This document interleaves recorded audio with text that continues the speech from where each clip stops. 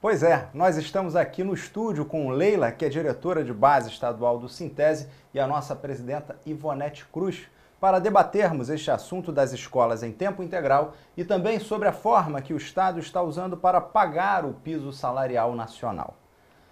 Bem-vindas. Presidenta, pelo que eu posso sentir, para esse governo que está aí, a educação, quanto pior, melhor. Conta pra gente, quantas anda aí esse projeto de ensino médio em tempo integral? Então, nós temos feito um amplo debate, porque, de fato, a educação pública sergipana tem passado por graves problemas. Há algum tempo que a gente vem denunciando os problemas que vem passando a educação de Sergipe, a partir da política do governo do Estado. E o último debate que está posto é esse de escola de tempo integral. Primeiro, colocar e reafirmar que nós não temos uma posição contrária à escola de tempo integral.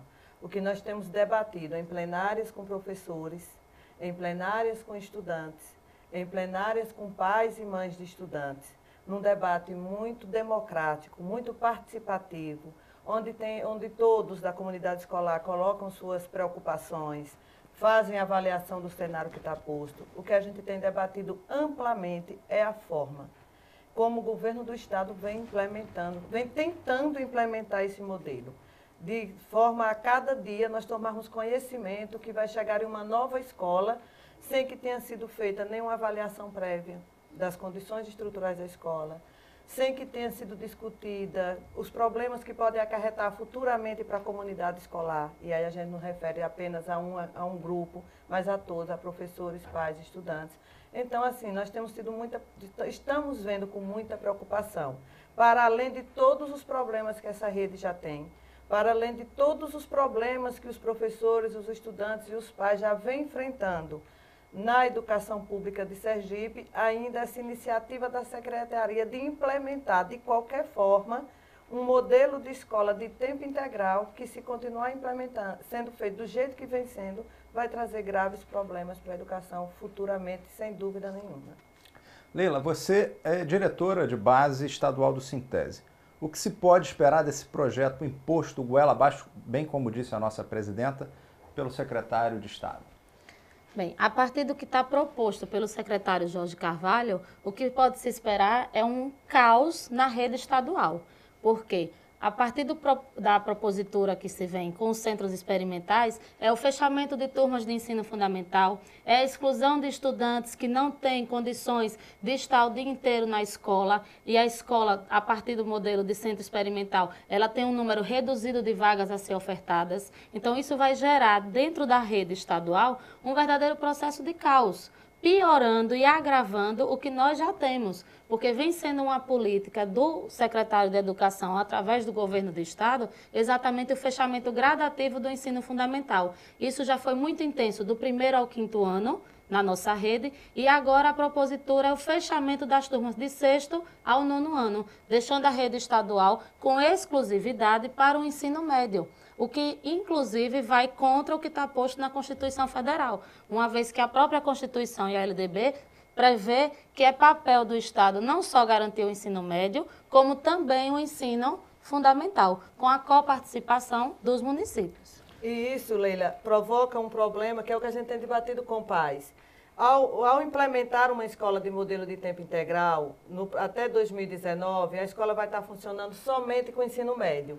E hoje nós temos várias escolas que estão na lista dessas escolas e que estão sendo chamadas a cada semana, nós não sabemos como, qual é o método, inclusive. Não sabemos os critérios que foram assim, para selecionar as primeiras 18 escolas e muito menos as que se tornaram o plano B da Secretaria de Educação. Nós entrevistamos professores, alunos e todos surpreendidos. Exato. Não teve um debate, não teve uma conversa. Pronto, você chegou no ponto que Ivonete tinha tratado anteriormente. A forma antidemocrática que o secretário de Educação vem tentando implementar esse modelo de escola de tempo integral, sem a participação da comunidade escolar num processo de construção, exatamente para se gradativamente, a gente sabe, ninguém está negando aqui que nacionalmente existe uma lei que define que 50% no mínimo das escolas deverão se tornar escolas de tempo integral. Isso tanto nas redes estaduais, no Brasil inteiro, como nas redes municipais, porque todos os planos de educação, sejam eles de estado e de município, são derivados exatamente do Plano Nacional de Educação.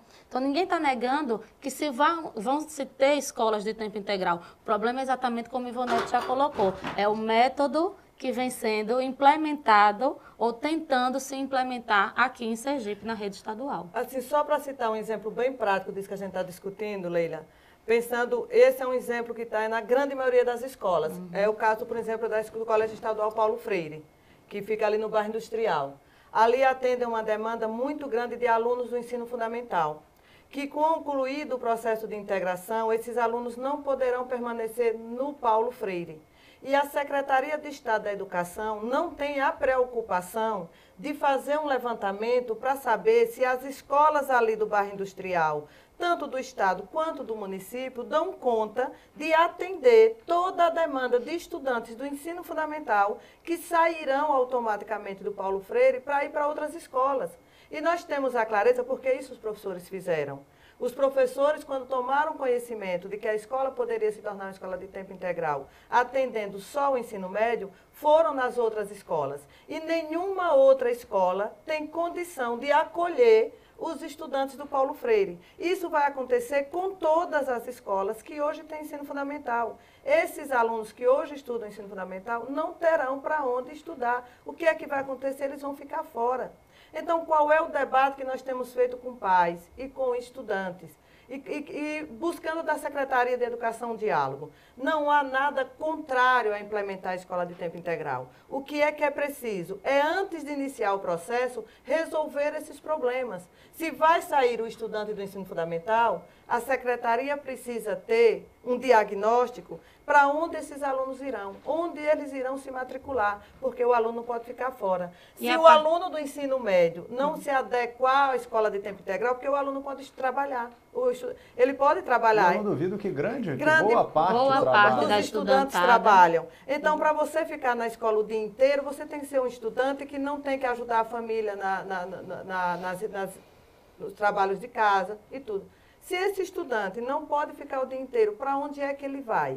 Onde é que ele vai se matricular? São essas preocupações que nós estamos implorando da Secretaria de Estado da Educação, que ao invés de usar um modelo impositivo, um modelo ilegal, né, Leila? Exato. A partir do primeiro momento em que houve a rejeição das escolas, a Secretaria tem adotado uma medida ilegal através dos conselhos escolares. Exatamente. Inclusive, dando ao Conselho o papel de definir, deliberar pelo sim ou pelo não a adesão do centro experimental, sem, no entanto, fazer valer qual é o papel do conselho. Eu, enquanto conselheira, eu não posso dar o meu voto sem antes ouvir os meus pares, o segmento que eu represento. Não pode simplesmente, vamos fazer a reunião do conselho e quem está aqui diz sim ou não. Não. Cada segmento precisa ser ouvido, cada segmento precisa fazer a discussão sobre o modelo que está sendo proposto, para, a partir da discussão, se constituir a votação. O conselheiro ele não se autorrepresenta, ele representa um segmento. Ele foi eleito por um segmento para representá-lo no conselho. E não essa autorrepresentação que vem sendo avassaladora dentro das escolas, porque, assim, primeiro que se tem os trâmites, inclusive para se chamar uma reunião de conselho. Os regimentos e a própria lei que definiu a formação dos conselhos escolares coloca os trâmites legais para se chamar uma convocatória de conselho com pauta, com hora. E simplesmente não é chegar na escola, reúne o conselho agora e vamos decidir pelo sim ou pelo não para aderir a esse modelo. Sem levar em conta a vida dos estudantes. Exatamente. Sem levar em conta a vida dos professores, sem levar em conta a vida dos pais dos estudantes. Que, por exemplo, um debate que está posto de chegar numa escola como o José Alves Nascimento, que é uma escola que fica no Coqueiral, e onde atende uma demanda de muitas crianças que moram ali na Redondeza. Se aquela escola passa a atender só o ensino médio, para onde irão a grande quantidade de alunos do fundamental? Um outro debate, Leila, que o secretário tem feito com muita veemência para tentar justificar esse modelo da forma como está sendo posto, é a aprovação no vestibular. Assim, sim, tem usado isso com muita força de que as escolas que hoje existem, que já são centros experimentais, aprovam mais no vestibular. Nós queremos os números.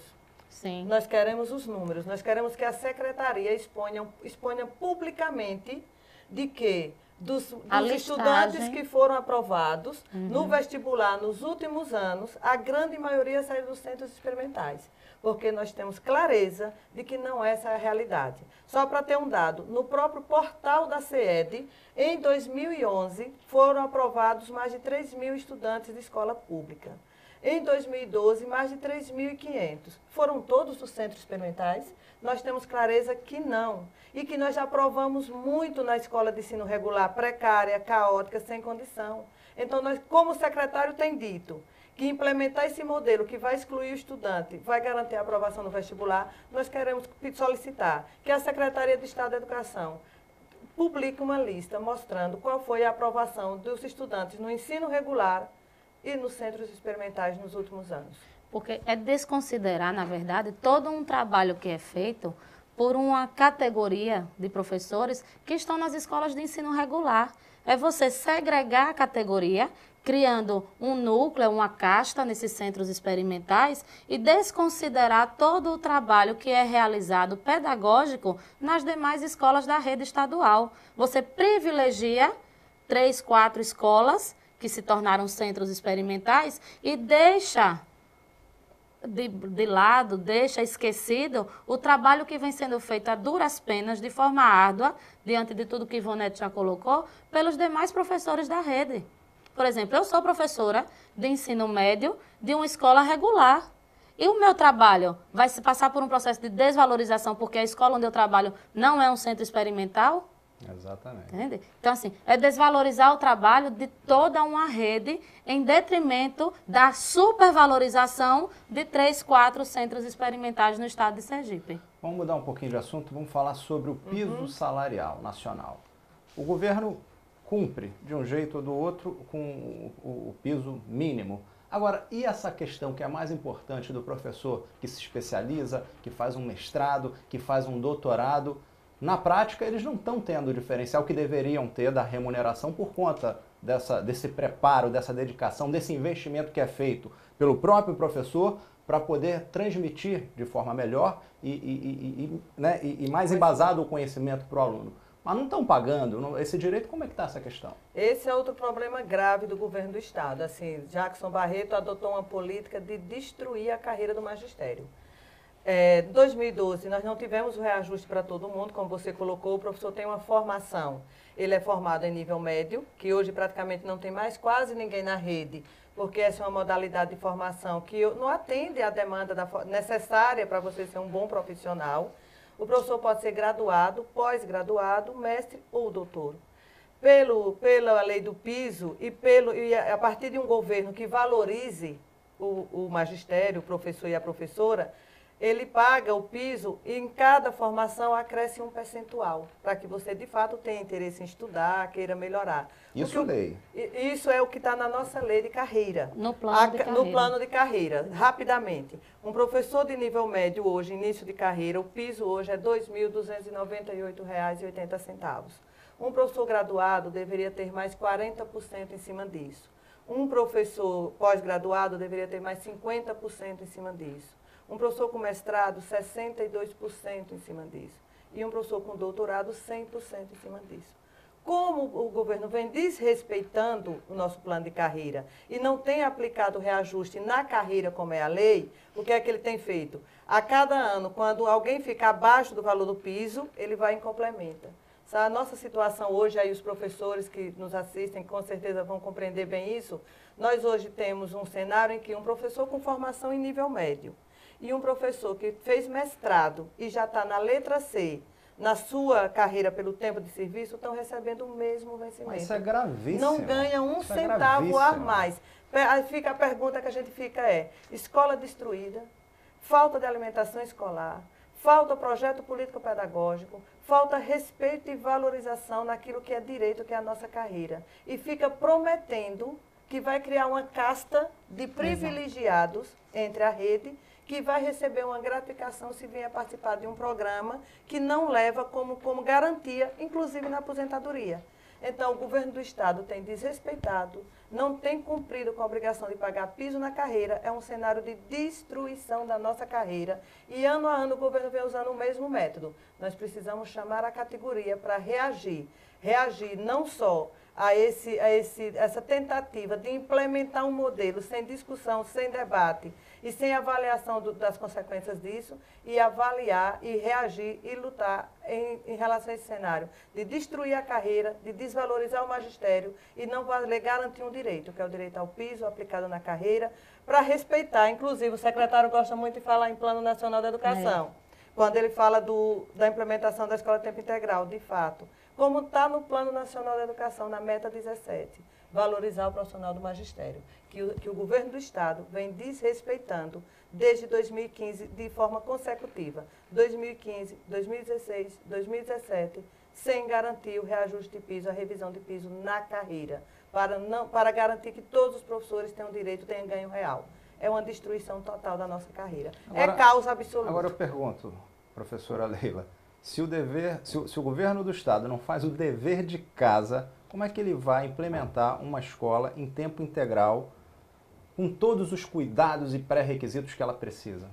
É exatamente isso que nos assombra, porque é uma política de total apartheid dentro da categoria, a criação exatamente de núcleos de privilégio com gratificações, inclusive, que chegam a dobrar o salário do professor, a remuneração do professor dentro desses centros experimentais. E, em contrapartida, você tem a grande maioria da categoria num processo de extrema desvalorização enquanto profissional dessa rede. Então, é esse assombro que o Estado vem causando na nossa categoria, desse apartheid dentro de uma rede estadual, onde, na verdade, ao invés de você valorizar e privilegiar um pequeno grupo, a valorização ela deve se dar para todos e garantido na carreira. Né? Não dá para a gente ficar num processo de aceitar que chegou, fez uma conta de chegar. Eu vou dar um exemplo claro. Eu sou uma professora pós-graduada letra E, o meu reajuste esse ano, ele acrescentou R$ 131 no meu vencimento, que foi a conta de chegar entre o vencimento que eu tinha para chegar no valor do piso. Sim, e a minha pós-graduação? E o investimento, e o meu tempo de serviço. Exatamente. Né? Exatamente. Ninguém vai ser aqui superficial de dizer que quando a gente vai buscar uma formação, é exatamente para garantir o seu processo de valorização como profissional. Nós fazemos para adquirir conhecimento, para investir na nossa prática pedagógica, mas também queremos o reconhecimento através do processo de valorização do meu salário, da nossa remuneração. Né? Então, isso é uma luta, e aí, como o Ivonete colocou, é convocar realmente toda essa categoria para compreender esse processo que está acontecendo e ir à luta. E resistir. Exatamente. Senhoras, muito obrigado pela presença, mais uma vez, muito grato, esclarecendo aí os nossos alunos, nossos telespectadores, e espero aqui em novos e outros programas. Obrigado. Com certeza. Já é, obrigado. Bom, como diz Karl Marx, a história da sociedade, até os nossos dias, é a história da luta de classes. Por isso, o Sintese não desiste e vai continuar lutando em benefício da sua categoria. Tchau, pessoal!